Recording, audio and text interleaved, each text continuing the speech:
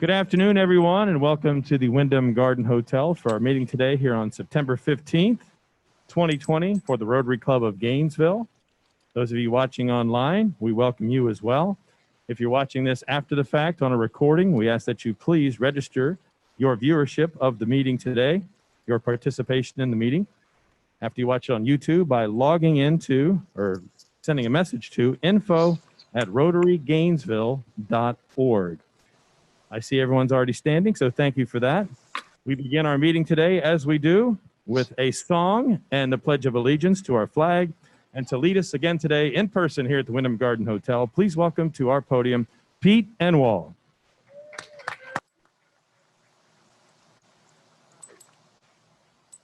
Dr. Fauci has given me a special exemption to take this off while I sing and lead you all in the song and the pledge. But before we do that, I have an announcement. There's been a new operation, or new success story at Shands. The surgeons at Shands have successfully completed a tongue transplant. And they had a press release yesterday, a press announcement yesterday, and there were several reporters there. And reporters asked the head surgeon to comment on the operation, the success of the operation. He said, "I prefer not to comment. I would just as soon let the operation speak for itself." Would you join me in singing America? My country 'tis of thee, sweet land of liberty, of thee I sing. Land where my father died, land of the pilgrim's pride, from every mountainside, let freedom ring. Join me in pledging allegiance to our flag. I pledge allegiance to the flag of the United States of America and to the republic for which it stands, one nation, under God, indivisible, with liberty and justice for all. Thank you very much, Pete. And now for our invocation via Zoom, Steve Price. Thank you. Let me invite you to join me in a word of prayer, fellow Rotarians. Holy God, we give you thanks for the gift of this day and for the opportunity to share in fellowship with one another in this hour. In these unusual times, we are grateful for the gift of both and. Today, we can gather both in person and online for this meeting. We pray for more both and thinking in our world today. Help us to avoid pushing those with whom we disagree to the margins. Keep us from demonizing those who oppose us and our way of thinking. Move us from the hardened categories of an either-or mindset to a willingness to hear another's perspective. Soften the edges of our speech, especially when in conflict. Help us as Rotarians to model for our community and our world an example of gracious interaction with all humanity, so that we might contribute to a world that is more humane. Now may your blessing be on the meals that are served and eaten in this time, on our conversations, on those who lead us, and on our speaker for this day. Amen. Thank you very much, Steve. For all of you gathered here, you may be seated. If you were standing at home or at work, you may be seated as well.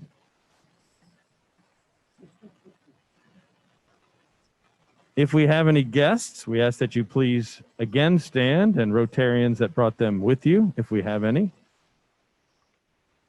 And if you are a guest or a visiting Rotarian watching via Zoom, please give us your name and your club in chat on Zoom, and we will make sure that we recognize you later on during our meeting today.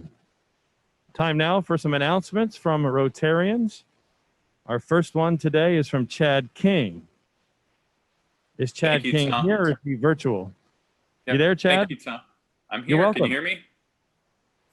Loud and clear. Go right ahead. All right, great. So I have an announcement today. It has to do with the Service Above Self Award that is coming up. I'd like to tell you a bit about it and then tell you about the award. So to express their appreciation for the support provided by Alachua County Rotarians during Dr. E.T. York's tenure as District 6970 governor. The late Dr. York and his wife Vam provided an endowment to fund in perpetuity the Rotary Club of Gainesville Service Above Self Award. This award is presented annually, and it symbolizes Rotary's commitment to service and the desire of the Rotary Club of Gainesville to encourage and recognize service to others in our community. The award takes its name from the Rotary motto, service above self. The recipient will be an individual or organization from the Gainesville-Alachua County area that has rendered outstanding, dedicated, and unselfish service to enhance the quality of life of the citizens and youth of our area. The award is based on achievement during any appropriate time span, whether that's 1 year or their entire lifetime. The award may also be made in memory of an individual. The award itself is a $1,000 gift to the Rotary Foundation for support of international scholars in honor of the recipient. Designation of the recipient as a Paul Harris Fellow of the Rotary Foundation. A special plaque is presented to the recipient with the name and date of the recognition, and the inscription of the recipient's name goes on a permanent plaque containing the names of all previous recipients, and that plaque is displayed prominently at the Gainesville Airport Terminal. The presentation will be on November 17th, and the deadline for nominations is Sunday, November 1st. I'll be sending out the nomination form, and if you're interested in nominating someone or being on the selection committee, please email me at info@rotarygainesville.org. Thank you.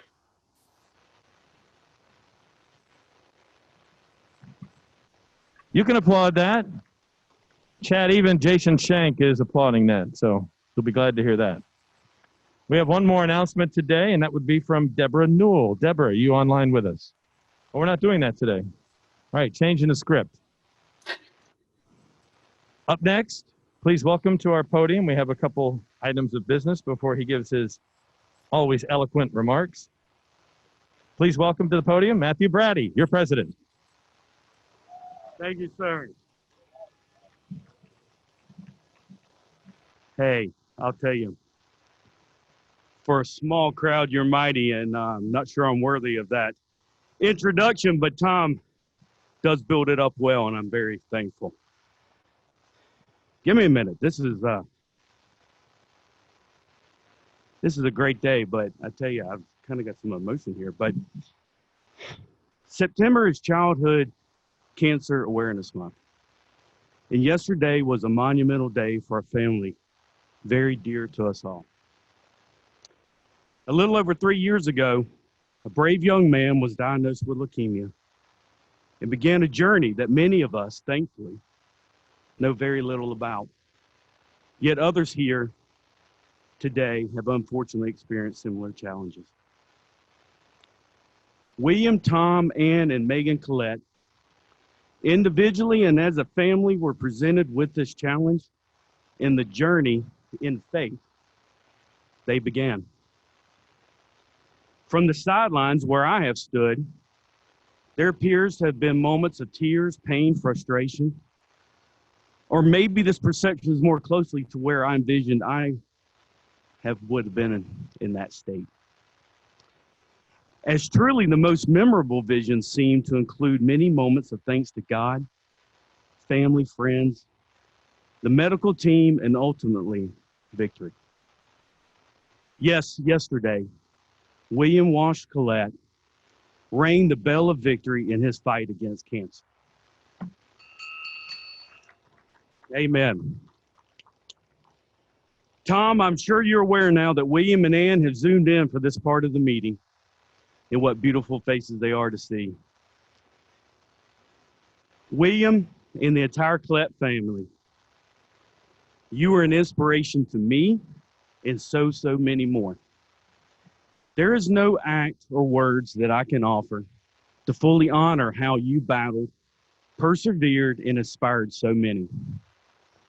William, your dad is an awesome Rotarian and stands beside me and makes me look very good each week. And I know your mom previously served faithfully as well. And I had the honor to work with her some 20 years ago. We were just kids. One of the greatest recognitions as a Rotarian is a Paul Harris Fellow.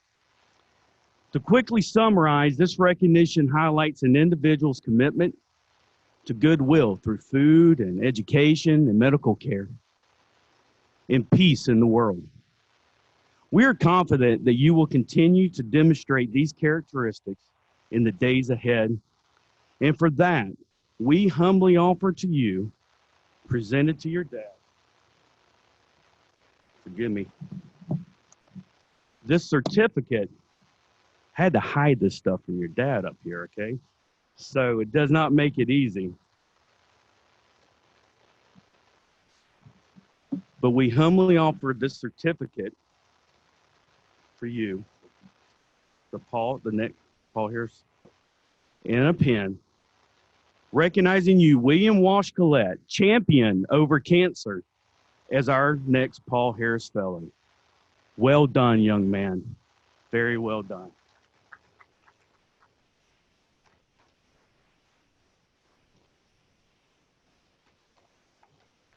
Hi, buddy. Hi, Ann. Thank you, everyone.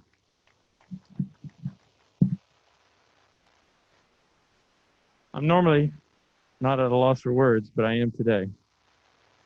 Last night culminated over 40 months of treatments for our young man who began this journey, about 10 and a half years old. He's almost 14. He has been a beacon of hope for our family, many of our friends, and many of my fellow Rotarians here today. His deep faith and his constant positive mental attitude have been an inspiration to me and also to his namesake, my father, his grandfather, William, who just celebrated 89 years this past March. And I'll just quote my father, his grandfather. My grandson, William, gives me the ultimate reason to get out of bed every day, because what he is fighting is nothing to the problems and the issues that I'm encountering every day as I enter the twilight of my great life here on this earth.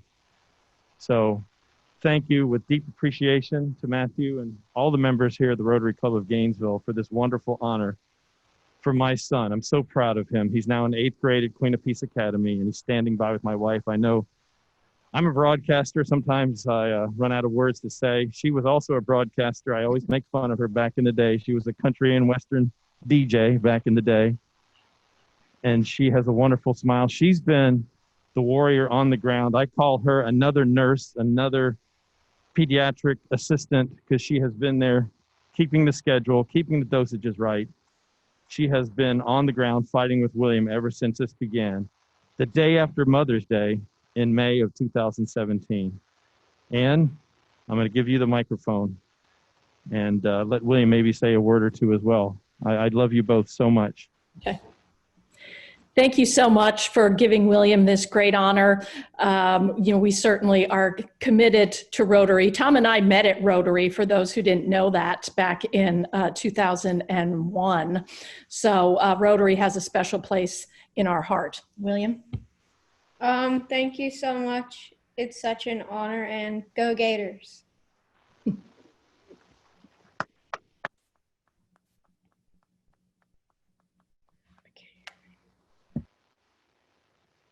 Thank you, William. I love you both. Thank you for joining in. I know you've got schoolwork because you keep battling and moving on and doing great things. So thank you again. And thank you for helping coordinate and allowing us to do this today. I appreciate Thank you, Matthew. Thanks for having us. Have a great day, everyone. Thank you.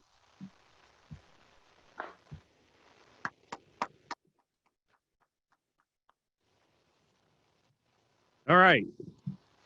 Sorry, had a lot going on in my head there. So I appreciate Tom just going along and saying, hey, I need the mic early, let me go. And some others that rearranged their schedules, I really appreciate that. What a testimony and what an example for us all. And just honored to be able to be in a club that has the ability to do something like that. I also mentioned yesterday was Doughton and Ann Birch, their anniversary. I'm not sure how many, maybe you've been one or two, but yesterday was their wedding anniversary, and I have not been able to look to see if he is on today, but hopefully he is, and know that we send well wishes there. Another great ceremony, Maya Jones. we're right there. So, Maya, as I mentioned here a few weeks ago, we had 3 new members during the month of August, and so now I'm going to ask her to come forward, and we will induct her as one of the newest members of our club. Yeah.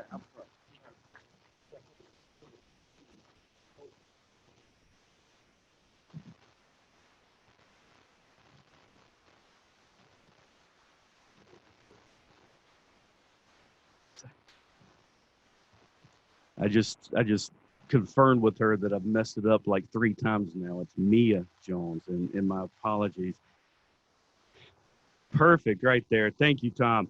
So Mia was sponsored by Jenny Van Hart. Jenny has known her for a number of years, and she is a placement manager with Partnership for Strong Families.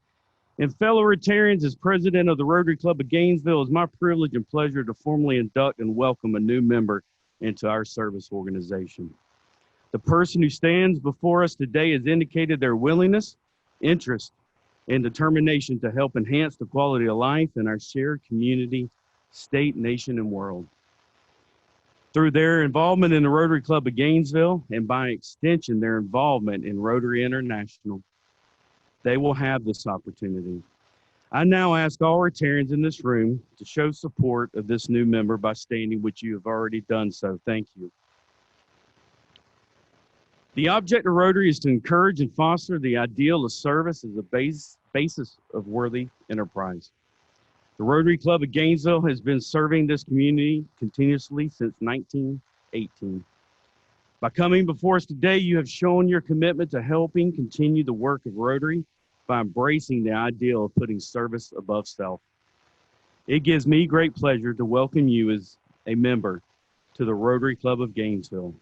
I encourage you to become a very active Rotarian and to become fully involved in the service and fellowship activities of this organization. I now present you with a Rotary pin and Rotary membership certificate. Congratulations and welcome to the Rotary Club of Gainesville.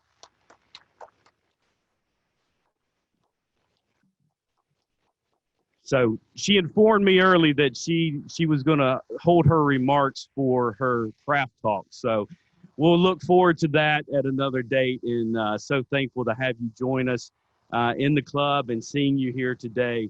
Today was the first chance that she and I had an opportunity to meet in person, and I look forward to many opportunities in the future as we move forward. So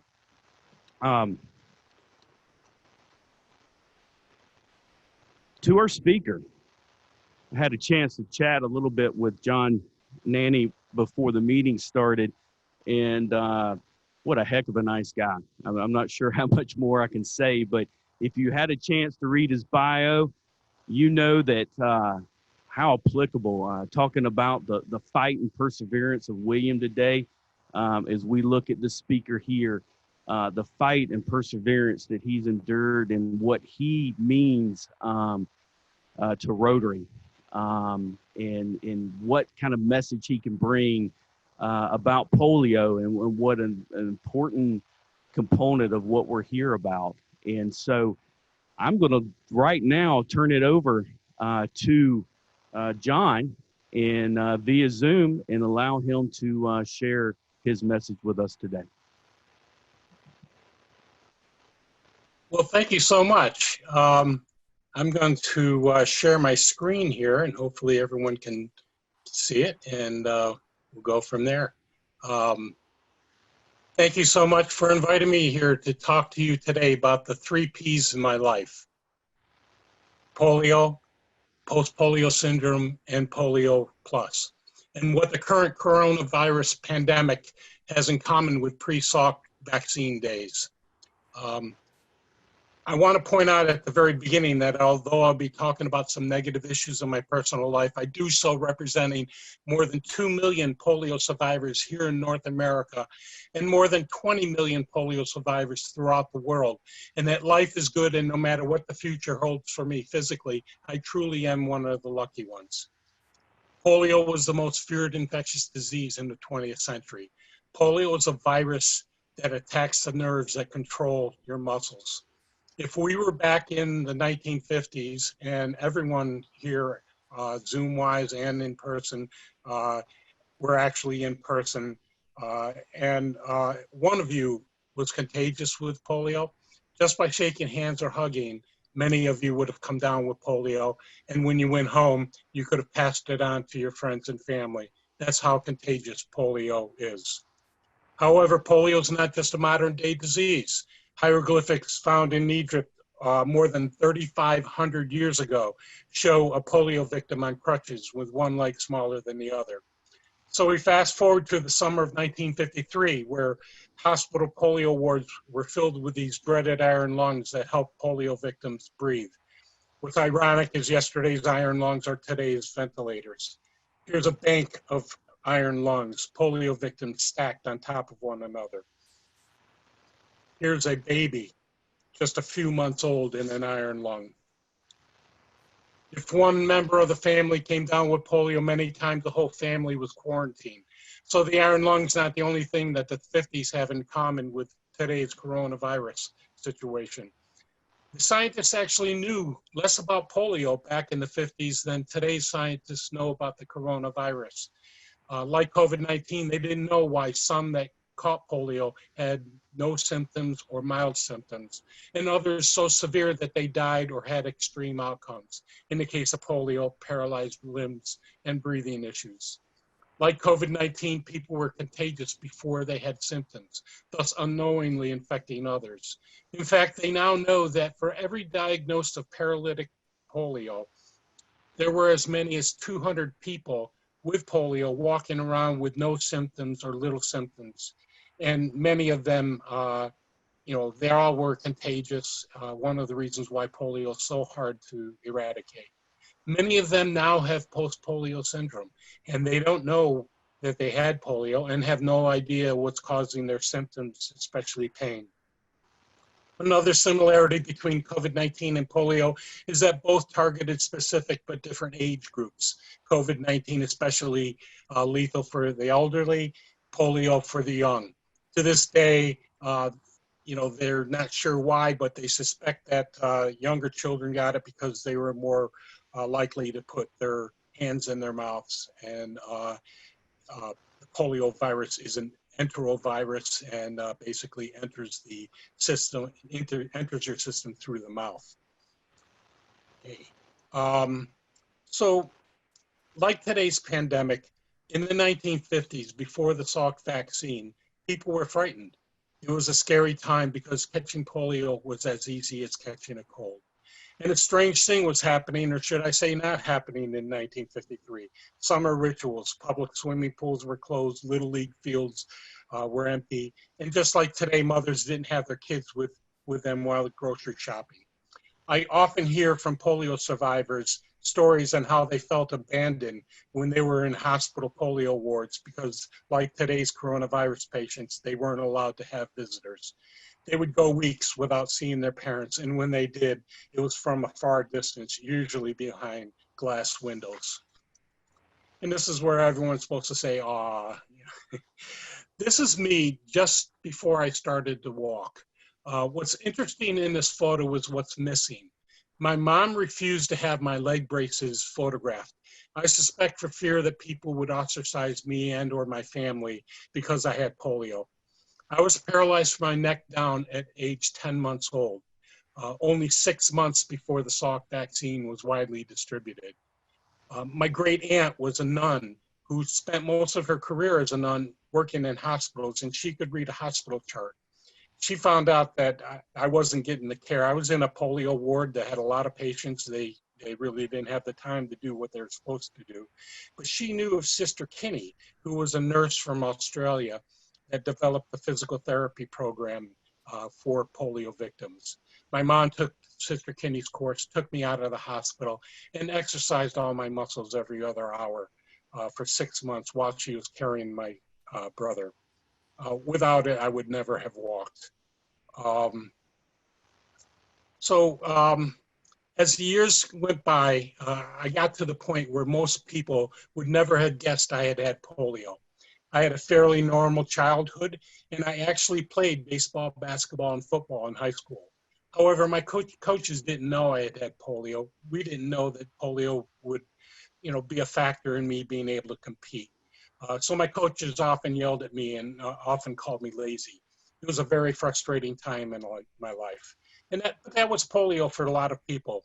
Again, I was one of the lucky ones. Many young adults and children died or grew up paralyzed or had an arm and legs that was significantly smaller because their muscles did atrophy. I have many friends that got polio when they were older. I was blessed because I don't remember having polio. My mom would tell me how I would scream in pain when she stretched my muscles while I was paralyzed.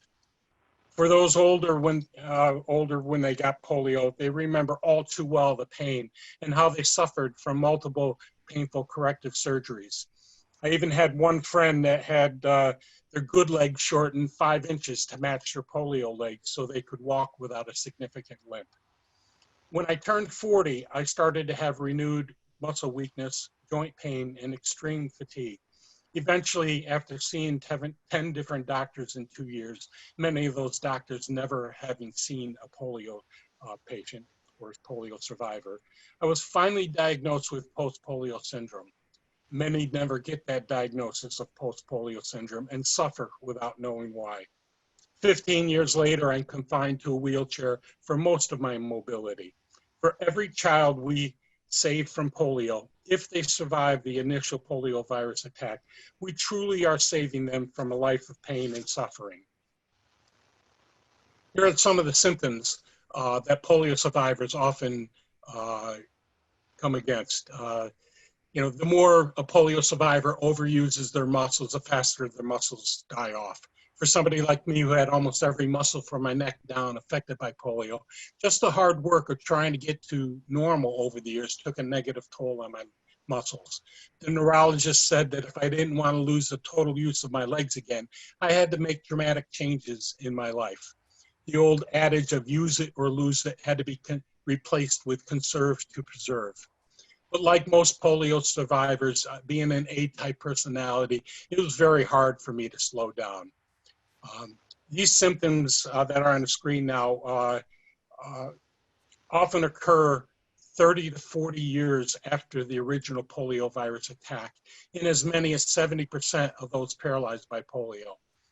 To avoid overuse, I restrict my steps to a couple hundred steps a day. Many days each step is very painful. However, I've learned that there's very little I can't do. I just have to find a different way of doing it. And I am so lucky I live in a world where there are organizations like Rotary International, with Rotarians like yourself, who care about the welfare of others and who put service above self. So count your blessings, because I'm assuming that a large number of you received your vaccinations when you were younger, protecting you from childhood diseases. There are people who cannot be vaccinated. There are also those who are having cancer treatments and under chemotherapy that have compromised immune systems. Young babies cannot get many of the vaccinations, MMR, until they're like 12 months old. So that's why it's important to have the majority of the people around that person vaccinated, thus creating what's called the herd immunity. This past year, because we have areas in the United States with lower vaccination rates than India, Pakistan, Afghanistan, and Nigeria, there were over 1,300 cases of measles in the United States. Last year, 100,000 kids died from measles. To control measles, 93% of the population needs to be vaccinated to create this herd immunity. For polio, you need 85% of the population vaccinated to create this herd immunity. Unfortunately, every 60 seconds, a child dies from a preventable disease. 1,500 kids die every day from vaccine preventable diseases. And according to Bill Gates, for every dollar spent on childhood immunizations, you get $44 in economic benefits. That's the cost savings of not having to treat that person while they were sick, not having to treat them over a course of a lifetime because of their symptoms from being sick, and also the productivity that they will have the rest of their whole life. $1 and you get $44 in economic benefit. That's a pretty good investment. So as you know, in 1985, Rotary started Polio Plus, where there were over 1,000 cases of paralytic polio a day, down to 110 cases so far this year. 68 in Pakistan and 42 in Afghanistan. Those cases probably will go up because over the past 5 months, we've not been vaccinating kids in those areas. Millions of kids have gone unvaccinated in the past 5 months. Fortunately, they have started back up the vaccinations. Afghanistan last weekend vaccinated more than 12 million children just in the one weekend. So August 25th was a great day for all Rotarians. Nigeria being polio-free for 4 years, all of Africa was declared wild polio-free. Nigeria overcame tremendous obstacles to accomplish this feat, proving wild polio can be defeated. Rotary and its world partners have vaccinated more than 4 billion children, many by dedicated Rotarians during National Immunization Days. We have, prevented more than 19 million cases of polio, avoiding 2 million deaths while raising over $3 billion. However, but until, actually every year, Rotary and our world partners vaccinate more than 450 million children a year in developing countries. But until polio is eradicated, it is a world threat. And because there's no cure for polio, vaccination is the only protection. This is a map of 24 hours of plane flights. Each flight is one line. This is pre-COVID days. You can actually, this map proves how easy it was for COVID to spread worldwide. You can hardly see North America and Europe on this map. So, we truly are a plane ride away from polio returning to the United States if polio is not eradicated, especially if we do not keep up the vaccination rates.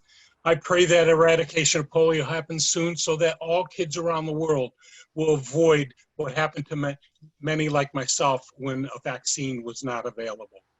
And I often get asked, what's the plus in Polio Plus? Well, over the past few months, while we've not been able to vaccinate children, the Polio Plus infrastructure Rotary helped build, including its tools, workforce, and extensive surveillance networks, have been used to help prevent the spread of COVID-19 by supporting response activities in many countries, including Nigeria, Pakistan, and Afghanistan. This truly represents the plus in Polio Plus, just as it did in the past to respond to outbreaks of Ebola, yellow fever, and avian flu. A prime example of that is the role Polio Plus played in literally stopping the Ebola outbreak twice in the past 4 years in Africa from becoming a pandemic, especially in Nigeria. Here we have a polio survivor in Nigeria who used to have to travel miles to get clean water for his herd and his family. Polio Plus drilled boreholes in his village, and now he gets clean water for his herd and his family without having to travel miles. A few months ago, before the pandemic, India, NID workers and volunteers vaccinated more than 32 million children in just one weekend. These immense NID vaccine campaigns are also changing societies in Muslim countries by employing women to go house to house vaccinating children. In the Muslim religion, a man cannot enter a home if the man of the house is not there. A woman can. Therefore, by employing women to do the vaccinations, less children are skipped, and the number of women working in the workforce are increasing, thus changing societal views in those countries of women working outside of the home. During NIDs in areas that have malaria, mosquito nets are given out by Polio Plus workers. This survivor had no way of financially, oops, 1 second here. This the polio survivor had no way of financially supporting himself until Polio Plus taught him how to make hand-driven bikes that allow polio survivors to get around without dragging themselves on the ground. He started a business making these tricycles. Here's one of his employees that now has a job and is a productive member of society, mostly because of Polio Plus. While confronting the new challenges of today, it's important that Rotary members continue to fight to end polio, to sustain our commitment to the children of the world that we made in 1985, and to reach our fundraising goal of $50 million each year. I'm happy to report that in the final weeks of June, we did reach the goal of $50 million, thus qualifying for the full Gates Foundation matching monies, making our $50 million become $150 million. Continued contributions to Polio Plus will ensure that polio eradication activities that are ongoing, such as surveillance and vaccine supply, continue, and that we come out of this crisis strong and tackle the remaining barriers to a polio-free world. So there are many ways to think outside of the box to raise money for Polio Plus. My district 7630 did a pin raising fundraiser with matching DDF funds, which is then matched by the Rotary's World Fund. And then that total is tripled by the Gates Foundation. Therefore, a $40 pin purchase becomes $360 and 600 kids get vaccinated. Our district governor last year, Bill Ferguson, during his official club visits, raised $14,000 selling these pins, which with all the matching monies became $126,000. Not bad an investment for $40 to become $360, a 9-time factor. This year we're doing these pins for Take Out Polio. I have a number of districts and clubs throughout the country buying pins for me. I put my email address in the chat box if your club and or district is interested.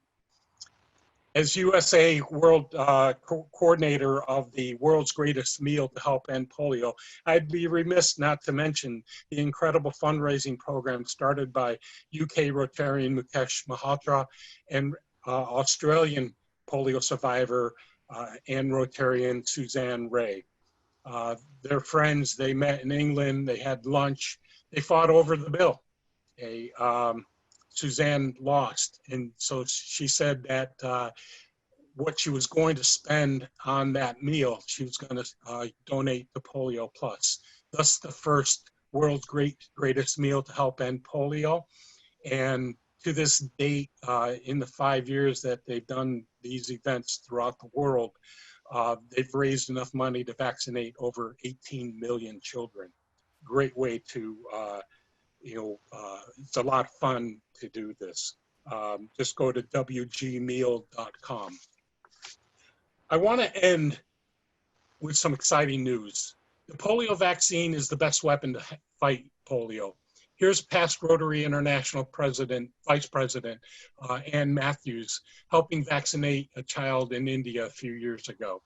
The exciting news is that this weapon, the oral polio vaccine, is getting an upgrade that will truly be one of the nails needed to finally put in the coffin of this dreaded disease called polio. Polio Plus and its wonderful world partners have been developing a new oral polio vaccine. As you know, occasionally the current oral polio vaccine will mutate and actually cause some cases of what's called circulating vaccine-derived polio. There have been a little over 300 cases of circulating vaccine-derived polio in 15 countries so far this year. This new oral polio vaccine has been designed not to mutate. It just finished its exhaustive human testing and is currently being manufactured to be distributed in those 15 countries that have had the vaccine-derived polio cases. It's going to be a great tool and will be one of those things to help us finally end polio.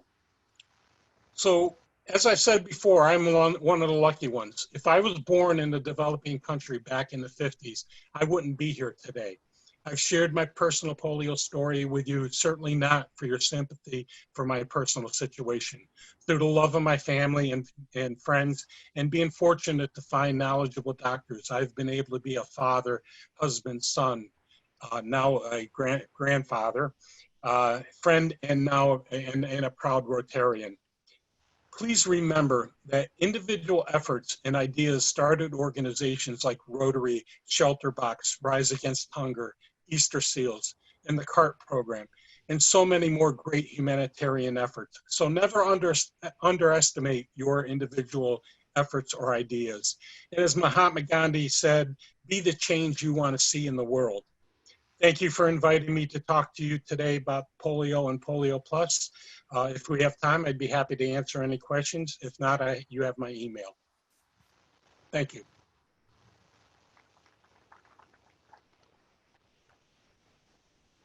Thank you very much, John. For those of you online, you can type your questions into the chat.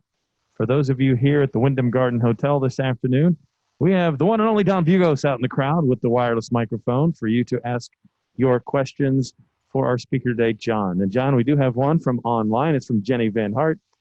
John, have you heard of any new inventive ways to raise End Polio Now funds during this pandemic, in addition to those you've mentioned previously? There's so many. It's what we're doing in our district for the World Polio Day is a world's greatest meal, where people, if they're meeting in person, instead of paying a caterer, they're bringing brown bag lunches, and the money they would have spent for the caterer goes to Polio Plus. Bike-a-thons, 5Ks, there's so many different ways of doing it. It really is a matter of thinking outside of the box and talking about it. And that's how this PIN fundraiser started, is the foundation chair talking to somebody who makes pins. And, you know, Rotarians love to collect pins. And so it was a really great way to raise money with that PIN fundraiser. So hope that answered the question. Yeah, Jenny continued, said, we participate in virtual ride every year, but we're always looking for something different to supplement this to include others who are not cyclists. We have a question from here at the Wyndham Garden Hotel, and Don has the microphone. Please state your name and your question. Hey, this is John Graham. I'm curious about the iron lung. Do you know how many people have been using those at any given time, and were they really an effective therapy? And how long would somebody be in one of those? Well, I was actually in an iron lung for one day, and they identified very quickly that my diaphragm was one of the few muscles below my neck that wasn't affected, and so I did not need the iron lung. Actually, there are still 10 people in the world in iron lungs. There's new medical equipment that most people have been able to transition to, but there are 10 people that spend part of their day, especially sleeping, in an iron lung. One is Paul Huffman, and he's a Rotarian and lawyer in Texas. He's been featured in the Rotary magazine, and really incredible story on how he survives and went to college in an iron lung, and that was before virtual ability to do virtual classes and things like that. They literally wheeled them in to classes. So the biggest problem that they have is getting parts for the iron lung. But as I said, most people have been able to transition to other pieces of equipment. About 40% of all polio survivors have some type of sleep disorder. In my case, it's sleep apnea. And because of the sleep apnea and undiagnosed sleep apnea, I needed a triple bypass in 2006. So, and sleep apnea actually does the same, causes the same damage to arteries as smoking does. So, you know, there are a lot of breathing issues that polio survivors have to worry about. One of them is anesthesia. Anyone who's a polio survivor, even if they had polio in one limb, their bulbar part of their brain was affected by polio. And the bulbar part is the one that controls your breathing. And, you know, it's important to have, if you're going to have a procedure, that anesthesiologists know that you had polio, and because they will deal with the anesthesia a lot different. So there are many factors, many reasons why we need to stop and eradicate this horrible disease. John, are there any polio survivor support groups that you might be aware of, that you might be a member of? Have you stayed in touch with maybe some when you were surviving or going through the treatments and made it in your youth, that you've stayed in touch with through the years? Yeah, there's polio support groups all over the world. I'm on a board of one that's in New Jersey and Delaware, and there's one in Pennsylvania. If you Google Pennsylvania polio survivors, they probably have the best internet and incredible library of different things that polio survivors have to be concerned about. And they coordinate with experts around the world on polio. So just by Googling polio survivors, you'll come up with an incredible number. There's actually a polio survivor fellowship, Rotary Polio Survivor Fellowship, and you do not have to be a polio survivor to be a member of this fellowship, and they disseminate a lot of information on polio and post-polio syndrome and things like that. But I would say the best one is the Pennsylvania Polio Survivors Group as far as information. Last chance for a question. Don, any takers out there? Ladies and gentlemen, online and here in person, please, a nice round of applause for our speaker today, John Nanni. Thank you.